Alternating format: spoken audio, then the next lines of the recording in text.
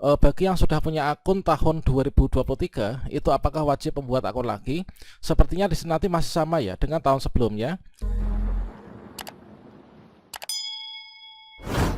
Sobat calon guru semuanya, saat ini sudah mulai rilis yaitu portal ASN Karir SSCASN 2024. Ini merupakan sistem seleksi CASN 2024 untuk tampilan yang terbaru. Tentunya nanti akan ada penyesuaian teman-teman.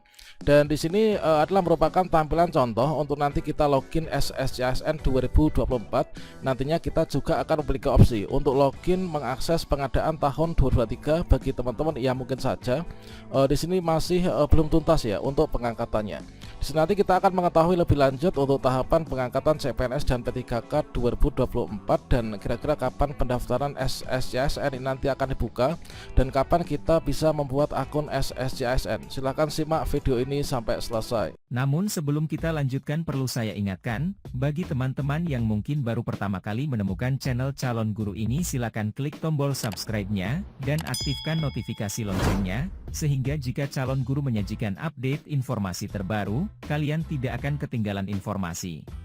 Baiklah sobat calon guru semuanya, ketika pendaftaran CPNS dan P3K 2024 dibuka, maka kita akan masuk ke sscsnbkn.go.id, kemudian kita diarahkan menuju ke halaman di beranda utama yaitu sistem seleksi CASN 2024.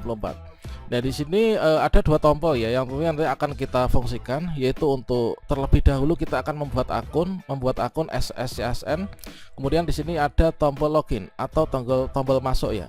Ketika nanti kita itu membuat akun, kita klik di bagian buat akun SSCASN di sini.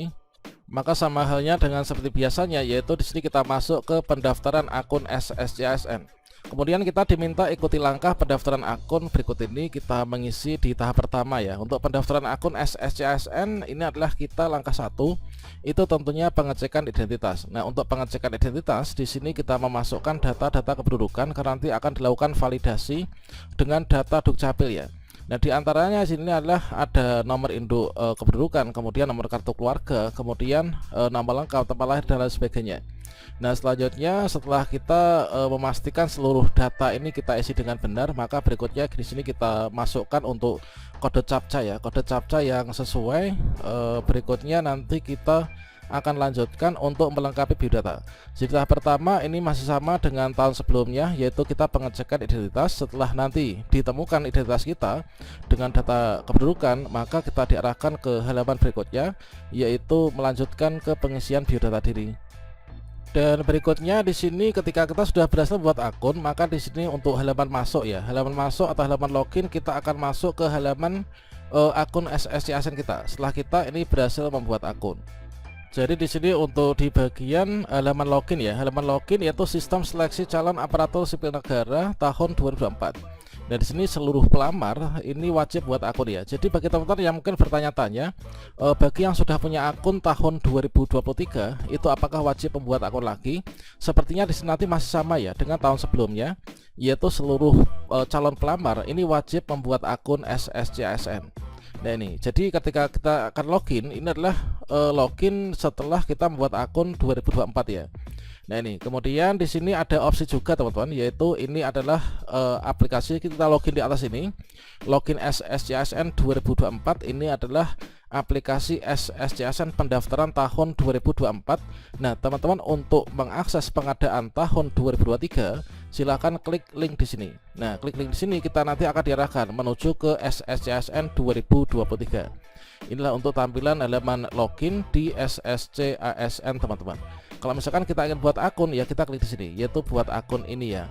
Untuk di SSCASN halaman login maupun juga di halaman daftar buat akun sampai saat ini belum aktif, ini baru demo ya. Nanti kapan untuk dibukanya? Ya tentunya ketika pendaftaran sudah dibuka, nanti kita akan bisa untuk mengaksesnya dan buat akun serta login. Nah, perlu kita ketahui untuk tahapan pengadaan CASN tahun 2024 baik itu CPNS maupun juga P3K.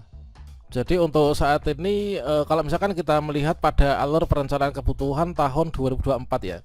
Nah, di sini terkait tentang formasi ini masih sedang berlangsung. Yang sedang berlangsung itu di sini yaitu penetapan formasi nasional dan rincian kebutuhan. Ini adalah Pertek BKN mendapat berdasarkan dari pendapat Kementerian Keuangan. Inilah dilakukan oleh Kemenpan RB ya. Kemudian penyusunan terkait tentang kebijakan pengadaan untuk yang CPNS itu sudah ya, kebijakan pengadaan atau mekanisme seleksi CPNS sudah diterbitkan. Kita sudah bahas ya pada video sebelumnya. Untuk yang P3K ini untuk juknisnya masih sedang dalam proses teman-teman. Kemudian juga penetapan kebutuhan instansi ini juga masih dalam berproses. Ini tahapan saat ini yang sedang berlangsung.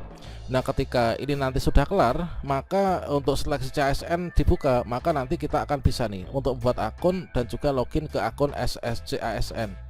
Dan di SSCASN nantinya kita akan bisa memfilter ya, yaitu untuk mencari formasi di daerah kita, baik itu formasi CPNS maupun juga formasi P3K. Jadi nanti kita dengan mengetikkan kata kunci saja kita akan mendapatkan informasi lebih lanjut. Kemudian di sini ketika kita memilih yaitu untuk formasi ya, pengadaan P3K maupun juga CPNS, misalkan di sini untuk P3K teknis umum ya, maka di sini nanti ketika klik lihat maka akan diarahkan ya. Ini adalah untuk jumlah kebutuhannya berapa. Misalkan jumlah kebutuhannya 8. Kemudian juga langsung disajikan nih, yaitu untuk penghasilannya.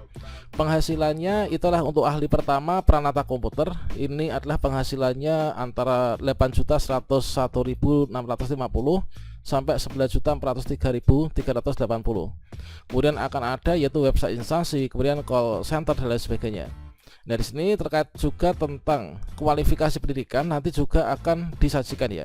Jadi ijazah apa yang linear untuk mendaftar di formasi Pranata Komputer yang jumlah formasinya 8, di sini sudah disajikan nih, yaitu misalkan S1 Teknologi Informasi dan lain sebagainya. Kemudian uraian tugasnya apa, di sini juga sudah dijelaskan ya. Kemudian di sini ada persyaratan administrasi, ini adalah juga nanti akan disajikan secara detail ya. Kemudian untuk persyaratan jabatannya pun juga akan diberikan secara detail. Dan tentunya untuk sistem ini masih sedang dalam proses pengembangan teman-teman. Dan untuk pengadaan CPNS dan juga P3K sendiri itu menurut Permen Pan RB nomor 6 tahun 2024 tentang pengadaan ASN itu meliputi yang pertama adalah tentang perencanaan ya. Jadi yang pertama untuk perencanaan ini tentunya sudah dilakukan ya. Nah, ini perencanaan di sini nanti jadwal pengadaan, kemudian sarana prasarana dan sebagainya. Kemudian pengumuman lowongan dilakukan oleh Panselnas. Ini tahap kedua ya, yaitu tahap pertama adalah perencanaan. Sekarang masih sedang berlangsung. Kemudian setelah itu nanti pengumuman lowongan ya. Pengumuman lowongan atau pengumuman pendaftaran. Kemudian setelah itu pelamaran. Di sini nanti untuk pelamaran dilakukan secara daring melalui SSCASN ya, yang tampilannya seperti yang kita bahas depan tadi. Di sini nanti P3K nanti bisa melamar lowongan PNS dan P3K ya, dengan syarat ini adalah minimal telah melampaui perjanjian kerja 1 tahun dan mendapatkan persetujuan atau izin dari PPK atau pejabat yang berwenang ya. Nah, setelah kita melamar kemudian nanti kita akan seleksi ya. Nah, untuk PNS nanti seleksinya seleksi administrasi, SKD dan juga SKB. Kemudian untuk P3K ini adalah seleksi administrasi dan juga seleksi kompetensi. Nah, selanjutnya di sini nanti untuk mekanisme dan pedoman ini disusun oleh instansi. Kemudian setelah seleksi nanti kita pengumuman hasil seleksi ya, yaitu pengumuman hasil seleksi pengadaan pegawai ASN dilakukan oleh PPK secara terbuka. Nah, setelah itu siapa saja yang lulus pada pengumuman hasil seleksi maka kita akan diangkat ya, yaitu kalau misalkan kita mendaftar menjadi CPNS maka kita mendapatkan NIP CPNS. Kemudian kalau P3K adalah NI P3K. Nah, itu adalah jadi kita pantau untuk jadwal pengadaannya teman-teman. Dan kalau misalkan kita informasi terbaru dari Kemenpan RB ya terkait tentang jadwal dibukanya kapan, di sini ada sedikit gambaran untuk kapankah itu nanti akan dibuka pendaftarannya. Kalau misalkan kita merujuk pada skenario jadwal seleksi CPNS, ini baru yang CPNS ya, yaitu setelah ditetapkan formasi nantinya itu adalah di bulan Agustus. Kita pantau antara ini ya, yaitu pekan ketiga bulan Agustus kita pantau nanti kurun waktu ini sampai dengan pekan kedua bulan September, barulah nanti kita bisa membuat akun SSCASN dan mendaftar ya, baik itu CPNS maupun juga P3K.